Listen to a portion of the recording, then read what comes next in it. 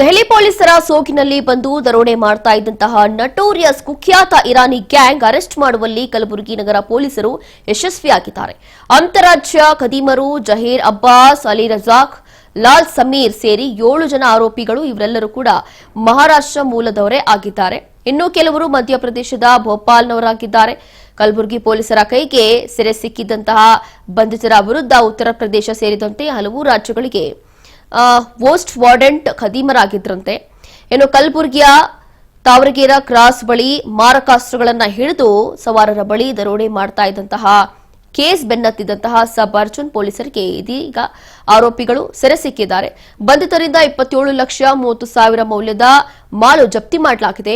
ಈ ದರೋಡೆಕೋರರು ಕೆಲವೊಮ್ಮೆ ತಾವು ಪೊಲೀಸರು ಅಂತ ಹೇಳಿ ಫೇಕ್ ಐಡಿ ಕಾರ್ಡ್ಗಳನ್ನು ರೆಡಿ ಮಾಡಿಕೊಂಡು ಜನರನ್ನ ನಂಬಿಸಿ ಮೋಸ ಮಾಡಿ ಚಿನ್ನಾಭರಣ ದೋಚಿದ್ದು ಬೆಳಕಿಗೆ ಬಂದಿದೆಯಂತೆ.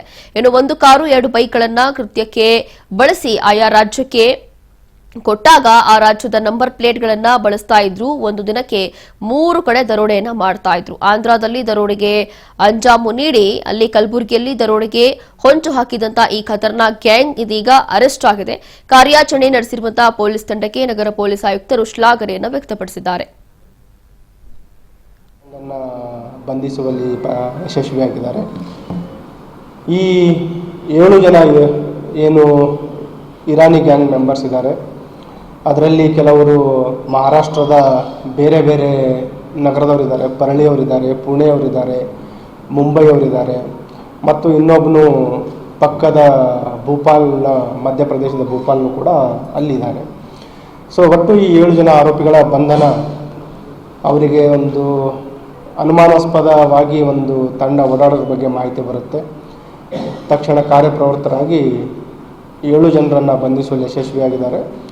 ಮತ್ತು ಬಂಧಿತರಿಂದ ಅವರೇನು ಕೃತ್ಯಕ್ಕೆ ಉಪಯೋಗಿಸ್ತಾ ಇದ್ದರು, ಒಂದು ಟಾಟಾ ಹೆಕ್ಸಾನ್ 4 ವೀಲರ್ ಇದೆ ಮತ್ತು 2 ಬೈಕ್ಸ್ ಇದೆ. 2 ಬೈಕು ಮತ್ತು 1 ಕಾರ್. ಅದರಲ್ಲಿ ಮತ್ತೆ ಅವರು ನಂಬರ್ ಪ್ಲೇಟನ್ನು, ಫೇಕ್ ನಂಬರ್ ಪ್ಲೇಟನ್ನು ಕೂಡ ಬಳಸಿದ್ದಾರೆ. ಇರಾನಿ ಗ್ಯಾಂಗನ್ನು ಬಂಧಿಸುವಲ್ಲಿ ಯಶಸ್ವಿಯಾಗಿದ್ದಾರೆ. ಈ 7 ಜನ